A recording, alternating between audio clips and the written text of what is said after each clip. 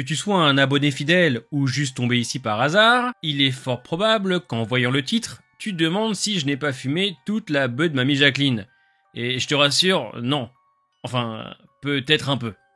Mais là n'est pas la question. Sur cette chaîne, on a déjà exploré pas mal de webisodes de The Walking Dead. L'histoire de l'avion 462, les tunnels de la mort, la fameuse porte.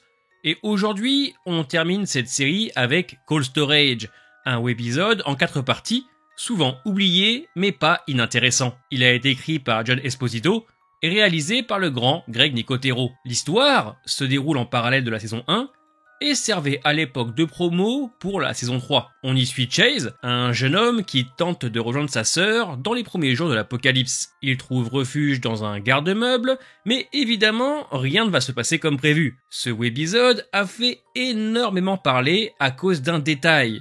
Certains fans pensent que le personnage principal pourrait avoir un lien de parenté avec Rick, un frère ou peut-être un cousin. Et vous allez comprendre pourquoi. J'espère que cette vidéo vous plaira. Pensez à lâcher un petit pouce bleu ou à vous abonner si la chaîne vous intéresse. Et nous sommes partis. You told us to get ready to fight. So was your throne? I didn't listen. I couldn't. I can now.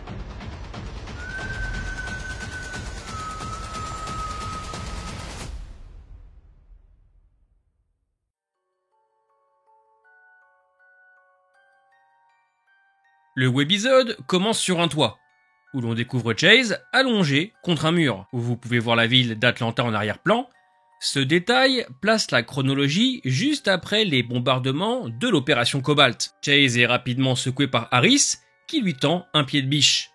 Ensemble, ils inspectent les alentours et aperçoivent un entrepôt. Harris propose de s'y rendre pour récupérer des provisions. En chemin, Chase s'arrête un instant devant des photos d'enfants. À ce moment-là, Harris se fait surprendre par un rôdeur. Incapable de l'aider, Chase prend la fuite et fonce vers l'entrepôt.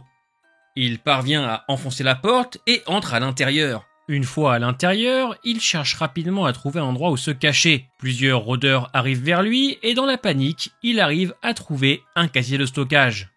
Il tente aussitôt d'abaisser les volets roulants pour bloquer l'entrée, mais les rôdeurs parviennent à se glisser en dessous. Soudain, ils tombent les uns après les autres. Quelqu'un les abat, le sauvant au dernier moment.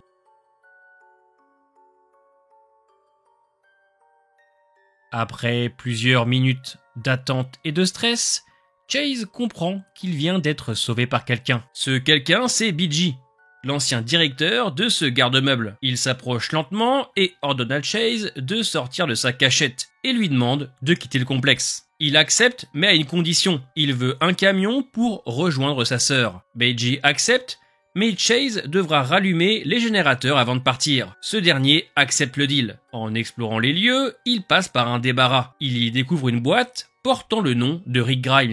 À l'intérieur, il trouve des photos de Rick avec Carl, Laurie, Shane, prises avant l'apocalypse. Il les regarde, sourit, puis enfile une chemise propre avant de continuer vers le bureau. C'est à partir de cette scène que de nombreux fans ont commencé à spéculer. Pourquoi les affaires de Rick se trouvent-elles ici ? Pourquoi Chase semble-t-il touché en les découvrant ? Est-ce un simple clin d'œil des scénaristes ? Ou bien un indice caché. Certains pensent que Chase aurait un lien familial avec Rick, un cousin, un frère ou un parent éloigné. Officiellement, IMC n'a rien confirmé. Aucun lien n'a été établi entre les deux personnages. Mais cette scène a marqué les fans les plus attentifs, car elle relie directement Cold Storage à la série principale, tout en laissant volontairement planer le doute.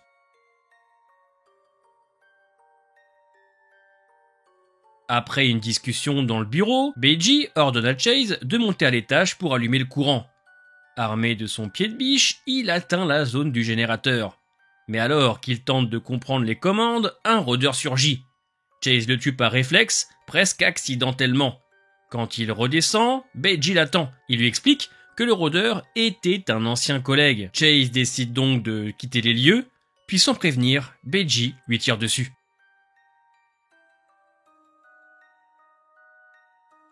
Heureusement, la balle ne fait que l'effleurer. Il parvient à fuir, mais toujours coincé dans l'entrepôt. Il tombe nez à nez avec Harris, désormais zombifié. Il lui fracasse le crâne et récupère sa machette. Grâce à elle, il force une serrure et entre dans une pièce remplie de meubles. Il y découvre alors une femme nommée Kelly, retenue contre son gré. Elle hurle, au début paniquée, mais Chase la rassure. Ensemble, ils décident de s'enfuir. En chemin, Kelly lui révèle ce que Beji lui a fait. Il a tué tous ses anciens employés et l'a gardée enfermée, abusant d'elle depuis des jours. Mais alors qu'il s'apprête à fuir, Beji les intercepte une dernière fois. Il menace de tuer Chase s'il tente de partir avec elle. Mais Kelly reste calme.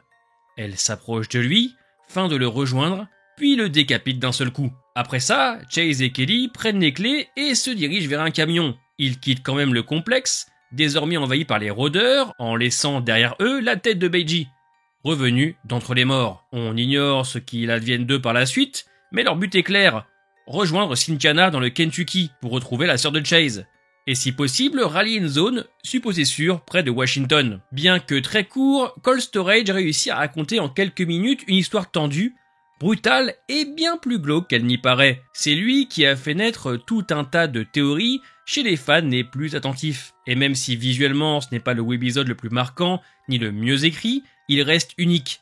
Parce qu'il parle de monstres humains, parce qu'il sème le doute, et surtout parce qu'il enrichit discrètement le lore de The Walking Dead. Mais ce qui rend Cold Storage vraiment intéressant, c'est son personnage principal, Chase.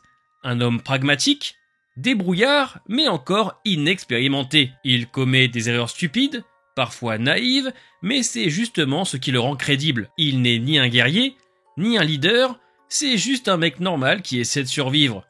Malgré ses maladresses, il fait preuve de sang-froid, de réflexion et d'un vrai sens moral. Il tente de négocier, il veut aider, il essaie même de convaincre Beji de le suivre à Cynthiana, preuve qu'il n'a pas encore perdu toute foi en l'humanité, mais quand il découvre ce que Beji a fait à Kelly, il n'hésite pas, il se bat, il prend des risques pour la sauver, même s'il ne sait pas comment tout ça va finir, et même si ce n'est pas lui qui le tue, sa volonté était là. À la fin, Chase reste en vie, et il repart toujours déterminé à rejoindre sa sœur. On ne sait pas ce qu'il devient, et on ne le reverra jamais. Mais pour un webisode que tout le monde a oublié, Chase lui est un personnage qui méritait peut-être un autre destin. En plus de ça, l'acteur qui incarne Chase, c'est Josh Stewart. Vous avez pu le voir dans la saison 2 du Punisher, il incarne John Pilgrim, mais il apparaît aussi dans plein de petites séries télévisées. C'est assez intéressant de voir que les acteurs qui jouent dans les webisodes ont des petites carrières dans le monde des séries télévisées. Dans The Hot, l'histoire de la porte, il y a bien le fils de Kurt Russell, Wyatt Russell, et je trouve ça assez génial. En attendant, est-ce que vous connaissiez ce webisode? Est-ce que vous auriez aimé revoir ce personnage? Mais surtout, est-ce que vous croyez sincèrement que ce Chase a un lien de parenté avec Rick? Un cousin? Un frère? Ah, je vous cache pas que moi, j'ai du mal à y croire. Mais effectivement, sa réaction face aux photos de famille peut laisser croire à un petit lien de parenté. N'hésitez pas à m'en parler dans les commentaires. J'espère que cette nouvelle vidéo vous aura plu. Ne vous inquiétez pas, j'ai prévu pas mal de vidéos lors The Walking Dead. Plus je cherche et plus je trouve des sujets à traiter autour de cet univers. Donc rassurez-vous, il y a des choses à dire pour au moins plusieurs années. En attendant les amis, portez-vous bien et à bientôt pour une nouvelle vidéo The Walking Dead.